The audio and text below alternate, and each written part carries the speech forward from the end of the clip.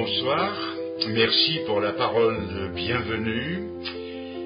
Nous allons nous retrouver tous les soirs pendant presque une semaine pour aborder le thème général qui a été choisi, intitulé donc un homme à la hauteur de ses prétentions.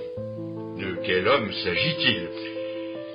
Jésus, dans une certaine occasion, lorsqu'il était en chemin avec ses disciples, leur a demandé, il leur a posé cette question, « Qui dit-on que je suis ?» Ou formulé autrement par une autre version, « Qui suis-je au dire des hommes ?» Cela se lit dans l'évangile de Marc au chapitre 8 et au verset 27. Et à la question, ses disciples répondirent que on disait de lui qu'il était Jean-Baptiste, les autres disaient qu'il était Élie, les autres qu'il était l'un des prophètes. Et vous, leur demanda-t-il, qui dites-vous que je suis ? Et Pierre lui répondit, tu es le Christ, le Fils du Dieu vivant. Voyez-vous, le Seigneur aimait entretenir ses amis du royaume de Dieu. Et pour leur faire comprendre ce royaume duquel ils n'avaient qu'une idée forte, imprécise et souvent erronée, il puisait à pleine main des illustrations dans la nature et dans les circonstances de la vie quotidienne. Tantôt il parle d'un laboureur ou d'un semeur, tantôt d'une scène de marché, tantôt d'un infime grain de moutarde. Ici, il se sert de l'opinion publique, du qu'en dira-t-on, du commérage. Il instruit ses disciples sur sa personne en leur posant une double question. La première est générale et impersonnelle. Qui dit-on que je suis ? La deuxième est précise et personnelle. Qui dites-vous que je suis ? Dans la première, il les interroge sur les autres. Dans la seconde, il les interroge sur eux-mêmes. On voit, d'après les différentes réponses, que les opinions variaient. Pour les uns, il était Jean-Baptiste. C'était en tout cas l'opinion d'Hérode qui l'avait fait décapiter. Sa tête avait même été apportée sur un plateau devant tous les convives.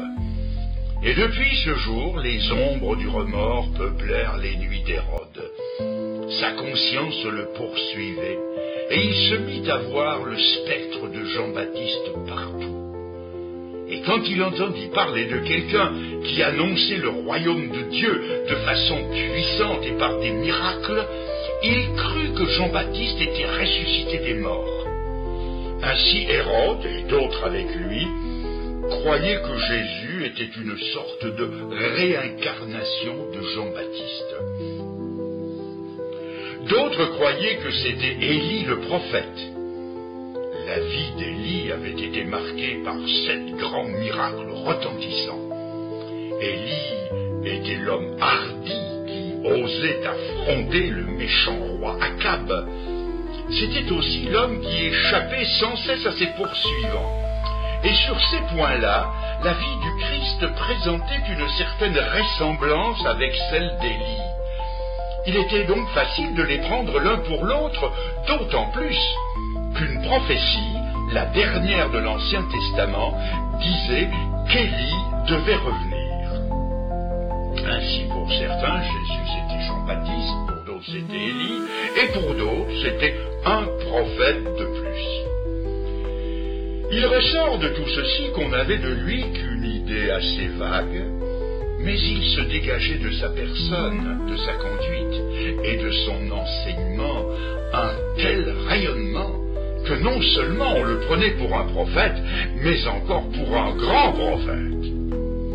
Jusqu'ici, une chose nous saute aux yeux. Quelque différentes que puissent être les opinions des gens de son temps, on ne le considérait pas comme un homme ordinaire. Et si on juge Jésus-Christ d'après l'influence qu'il a jetée sur le monde, nul ne peut se comparer à lui. Prenez tous tous les prophètes de l'Ancien Testament. Aucun ne se compare à lui. Prenez tous les fondateurs de toutes les religions du monde. Aucun ne peut se comparer à lui. Prenez Mahomet, le fondateur de l'islam. Mettez sa vie et son œuvre à côté de la vie et de l'œuvre de Jésus-Christ. Que trouvons-nous chez l'un? La faillite devant ses propres lois, car il a, par exemple, dépassé le quota d'épouses qu'il avait lui-même fixé. Et Mahomet est ainsi bel et bien le premier violateur de ses propres lois.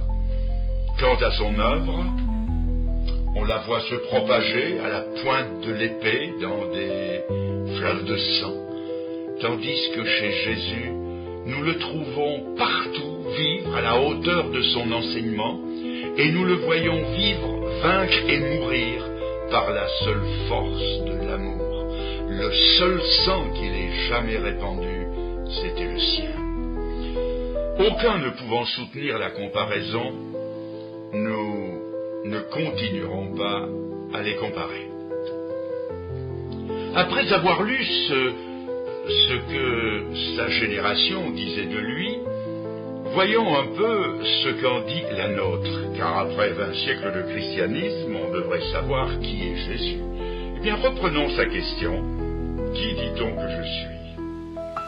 Les uns répondent, c'est un philosophe. Tous les philosophes sont d'accord pour dire que c'est un grand homme. Ceux-là même qui nient sa divinité sont obligés de lui donner la première place dans l'histoire du monde.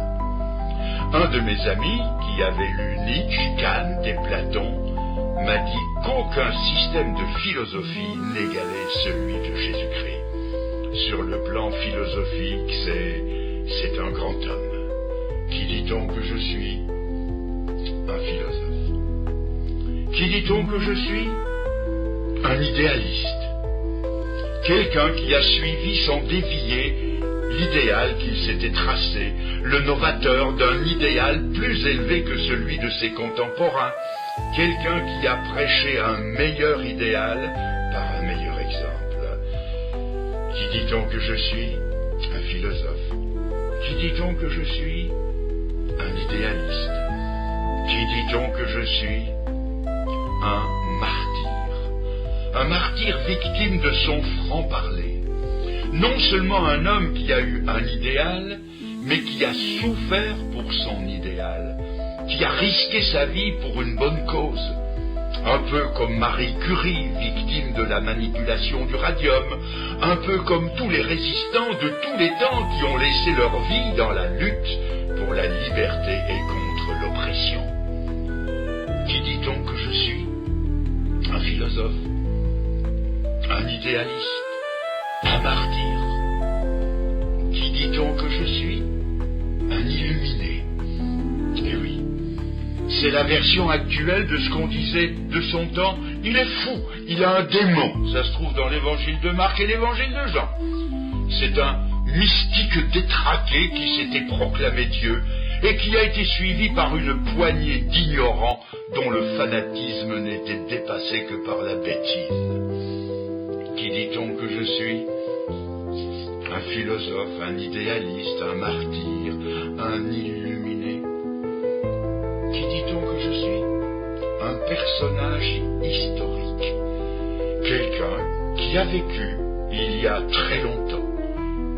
Une vieille histoire, quoi.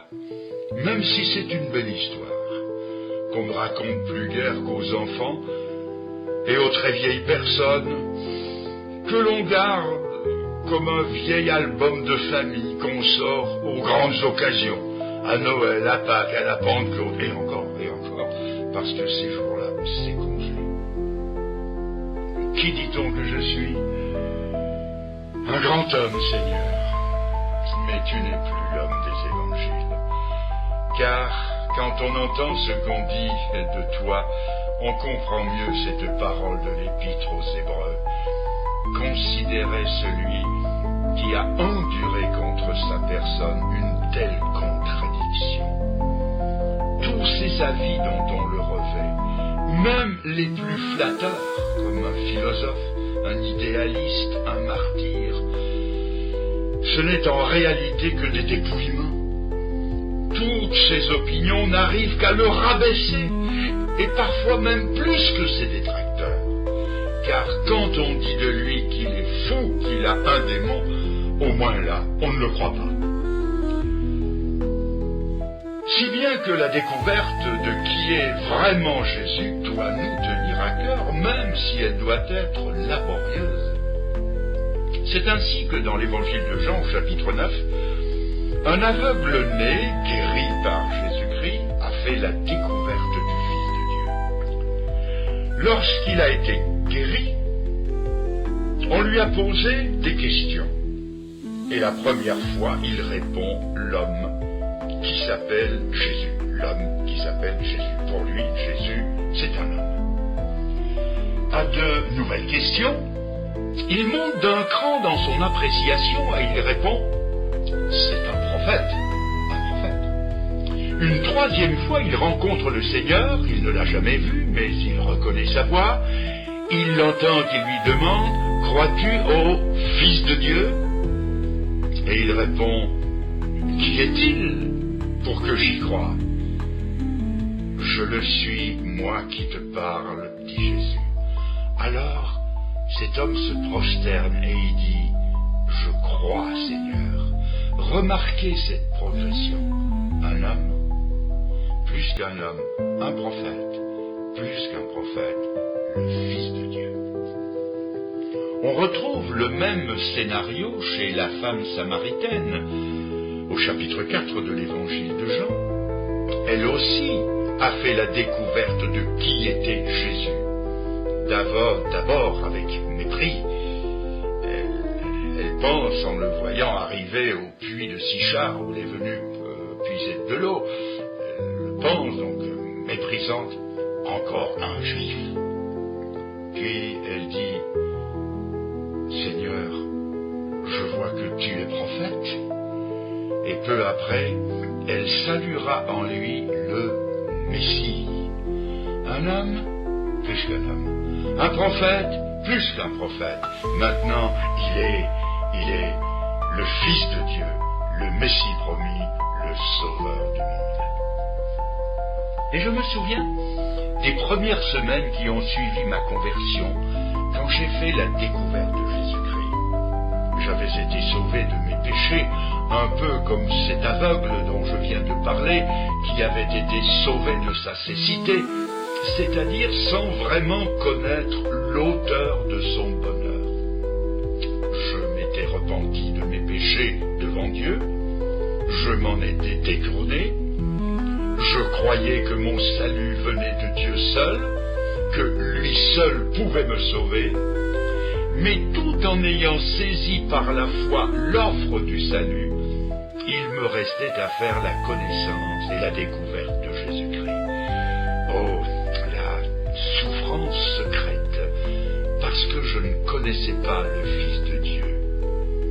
Dieu avait fait de lui le sauveur du monde, et tout en voulant croire Dieu, je ne pouvais pas voir comment Jésus pouvait être mon sauveur à moi. Même s'il était plus grand que Pierre, ou plus grand que Jean, ou plus grand que les anges, il n'était encore à mes yeux qu'une créature, et comment une créature, forcément limitée, pouvait-elle me sauver? Seul le Dieu suprême, le maître de l'univers, détenait le pouvoir de me sauver. Pourquoi fallait-il encore croire en Jésus plutôt qu'en quelqu'un d'autre? Cela vous montre à quel point j'étais ignorant du Dieu en qui je croyais pourtant. Aussi, l'assurance de mon salut vacillait-elle avec la petite idée que j'avais de Jésus-Christ. Et cela a duré jusqu'au jour où j'ai lu dans la parole de Dieu, en 2 Corinthiens 5, verset 19, ce texte déterminant, car Dieu était en Christ, réconciliant le monde avec lui-même. Et ce fut l'illumination. D'un seul coup, je venais de découvrir le Christ qui correspondait au soupir de mon âme. Christ était Dieu. Sans le savoir, tout en moi réclamait la divinité de Jésus-Christ. Dieu, en Christ, m'avait réconcilié avec lui-même. Jésus était plus qu'un grand homme, plus qu'un ange puissant. Il était le Dieu incarné, le Dieu devenu homme et mourant pour porter et payer à la croix les péchés de l'homme que j'étais. Les doutes quant à mon salut éternel se sont enfuis ce jour-là, car si en Jésus-Christ c'était Dieu lui-même qui faisait l'œuvre de mon salut, alors sauvé j'étais. Voyons maintenant ce qu'ils ont répondu. Les disciples ont répondu. Jésus donc se tourne vers ses disciples et à brûle-pourpoint leur pose la question. Après qu'ils ont donné la réponse, donc, on dit de toi ceci ou cela, il dit, et vous, qui dites-vous que je suis? Je crois qu'ils ont dû sursauter. Ils ne s'attendaient pas à la question. Car s'il est facile de rapporter la rumeur publique, il est moins facile de faire une confession personnelle. Et Pierre s'est fait le porte-parole de tous. Et il a dit, tu es le Christ, le Fils du Dieu vivant. Cela se trouve dans l'évangile de Matthieu, chapitre 16, verset 16. Cette réponse, manifestement inspirée du ciel, était différente des autres. Ils avaient, Pierre et les autres, avaient fait la découverte de qui était Jésus. Ils avaient de lui la plus haute opinion possible. Il était plus qu'un homme, plus qu'un prophète. Il était le divin Fils de Dieu. Mais le Seigneur, au-delà des disciples, s'adresse à chacun ici présent ce soir et pose la même question. Il vous regarde en quelque sorte dans le blanc des yeux et il vous dit, et vous, qui dites-vous que je suis? Il n'est pas suffisant de citer l'opinion des autres, ni même l'opinion de Pierre qui a répondu, tu es le Fils de Dieu. Le Seigneur s'adresse à chacun de vous individuellement, comme si au sein de cette foule vous étiez seul avec lui. Car tôt ou tard, ne l'oubliez pas, notre attitude envers lui devra devenir une attitude personnelle, et si ce n'est pas dans cette vie, ce sera dans l'autre. Alors, qui dites-vous qu'il est? Mais allez-vous peut-être répondre, mais en quoi cela peut-il m'affecter? Quelles répercussions cela peut-il avoir dans ma vie si je crois que Jésus-Christ est ou un homme ou un prophète ou le Fils de Dieu? Et vous avez raison. Une croyance purement intellectuelle, au niveau des neurones, intellectuelle ou historique, n'affectera jamais votre vie. Vous pouvez avoir du Christ la plus haute conception qui soit, celle exprimée par Pierre. Cela ne changera rien à votre genre de vie. D'ailleurs, en notre siècle, presque tout le monde sait que le Christ est le Fils de Dieu, et cela ne change rien à l'état du monde. Tous ceux qui sont en prison ont presque tous été baptisés au nom du Père, du Fils et du Saint-Esprit, sans que leur vie soit marquée pour autant par ce prétendu opus operatum, qui ne leur a rien apporté sinon d'être mis au trou. Mais si c'est du cœur que vous croyez qu'il est le Fils de Dieu, cela marquera et influencera directement votre vie. On prétend que pour connaître quelqu'un, il suffit de connaître ce qu'il adore, parce que ce qu'il adore façonne sa vie. Prenez l'exemple des païens. Les païens sont des croyants.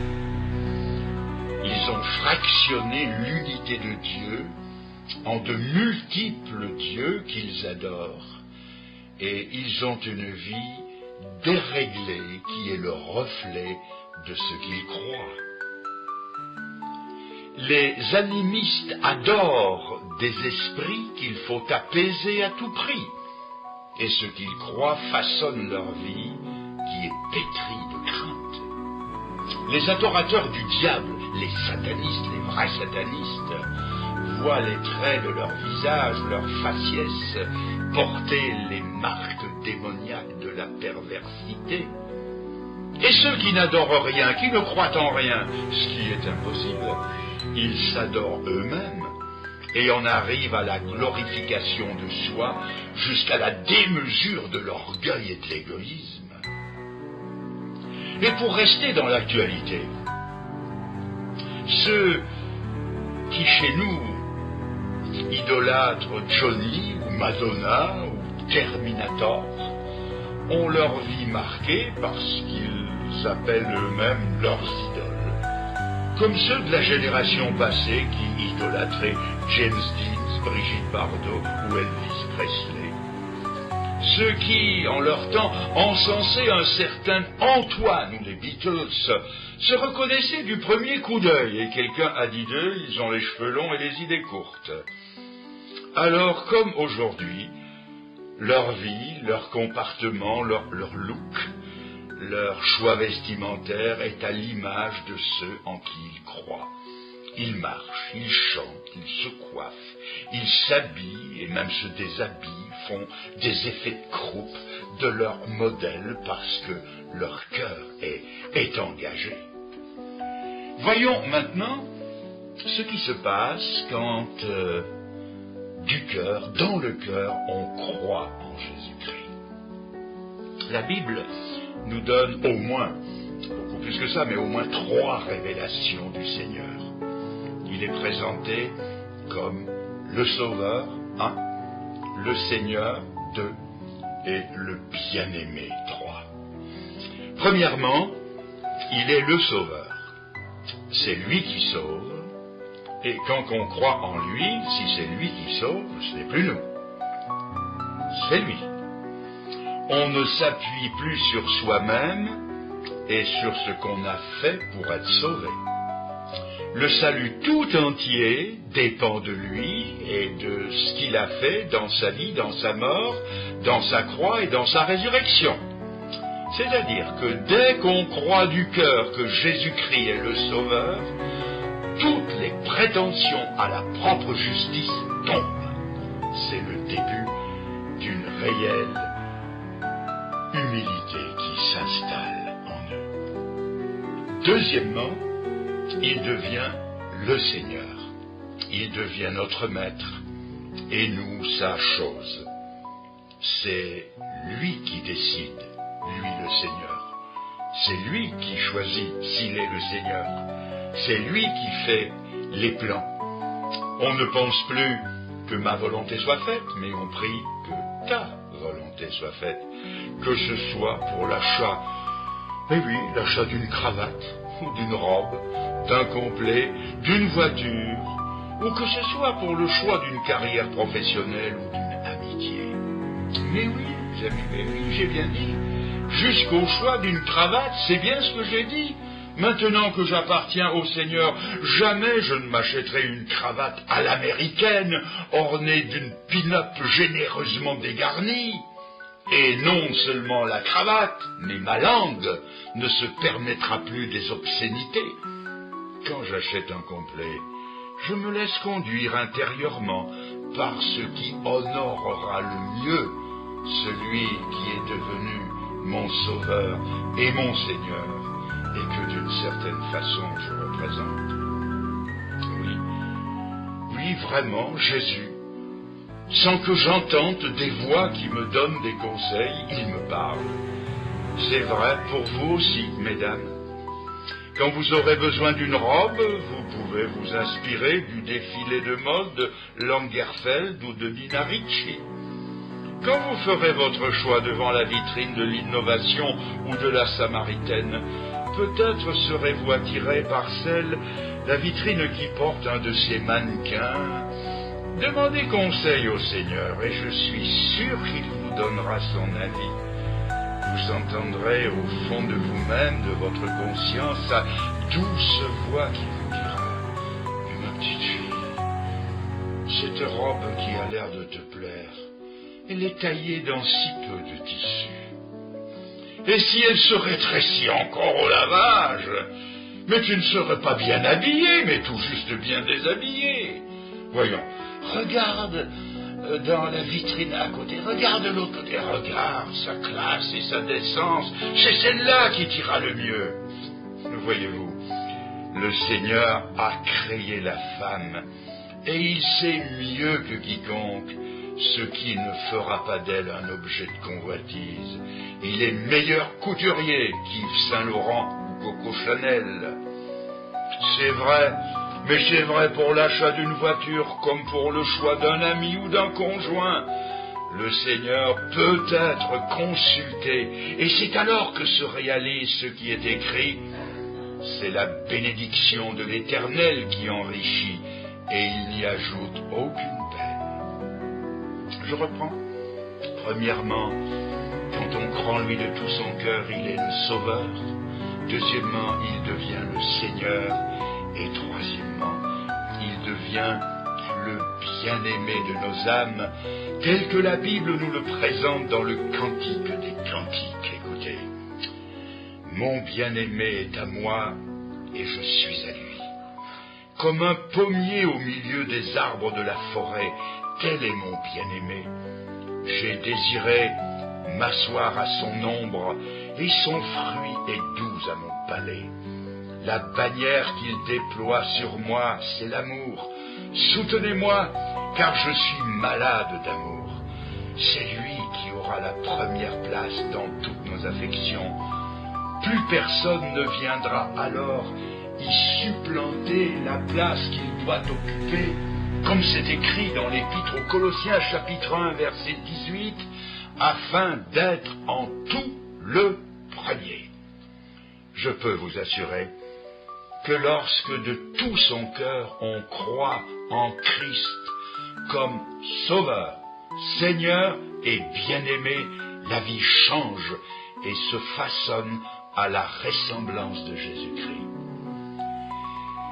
Mais je crois qu'en notre siècle, la question qu'il faut poser n'est plus tellement « Qui dites-vous que je suis ?»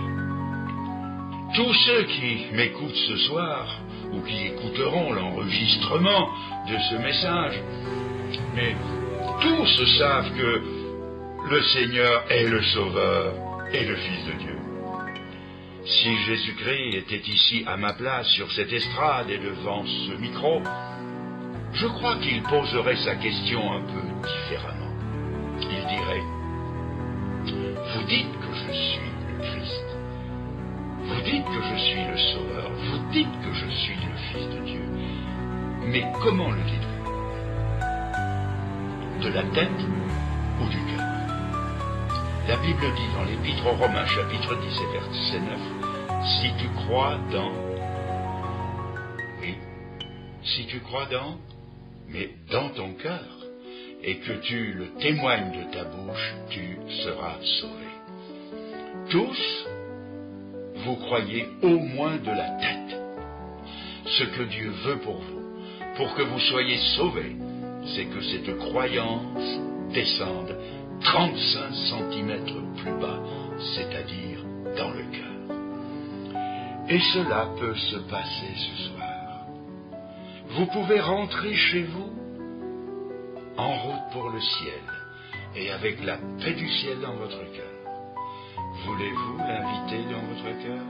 Voulez-vous le faire maintenant?